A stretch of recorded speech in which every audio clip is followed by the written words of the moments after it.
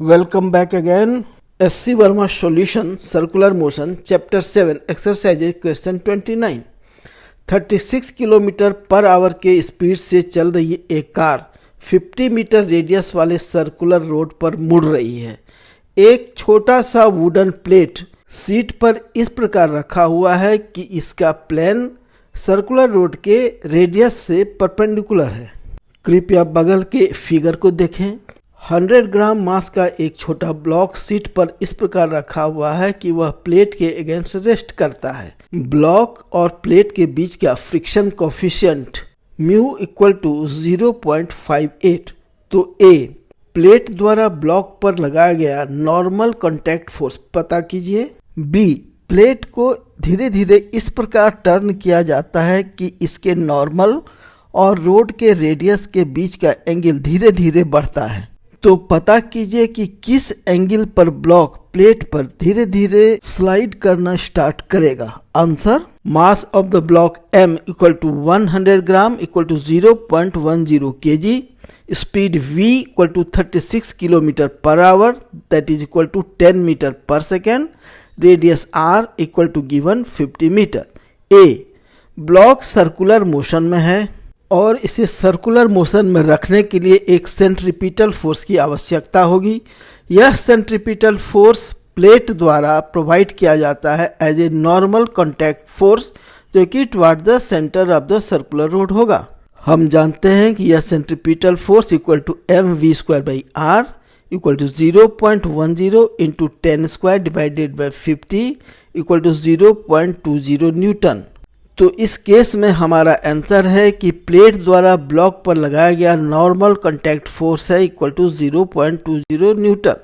Part B जब plate को धीरे धीरे घुमाना शुरू किया जाता है तो इसके नॉर्मल और रेडियस के बीच का एंगल धीरे धीरे बढ़ता है।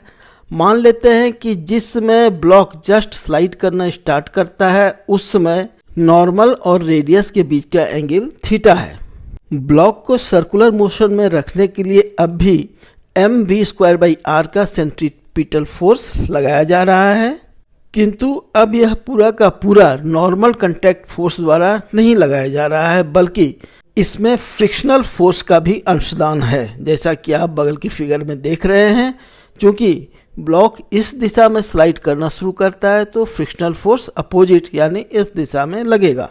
तो जो centripetal force P equal to mv²/r है वह रिजल्टेंट है फ्रिक्शनल फोर्स F और नॉर्मल फोर्स N के। चूंकि ब्लॉक जस्ट स्लाइड करना शुरू कर रहा है अतः यह एक लिमिटिंग फ्रिक्शन का केस है। इस दशा में हम लोग जानते हैं कि frictional coefficient mu equal to tan theta होता है। यदि इसमें आपको कोई कंफ्यूजन हो तो इसे आप डिराइव भी कर सकते हैं। बगल के पिक्चर को देखिए, इसमें प्लेट द्वारा नॉर्मल फोर्स N है, सेंट्रीपिटल फोर्स P है, तो N equal to P cos theta. हम लोग जानते हैं कि लिमिटिंग फ्रिक्शन के केस में frictional force F equal to mu times the normal force, तो F equal to mu N equal to mu P cos theta. लेकिन फिगर के ज्योमेट्री से F का एक वैल्यू यह भी निकलता है कि F equal to P sin theta. F के इन दोनों एक्सप्रेशंस को हम लोग इक्वेट करते हैं तो हमें मिलता है P sin theta equal to mu P cos theta that is tan theta equal to mu. अब हम लोग आगे बढ़ते हैं। हमें दिया हुआ है friction coefficient mu equal to 0.58, तो tan थीटा इक्वल टू 0.58।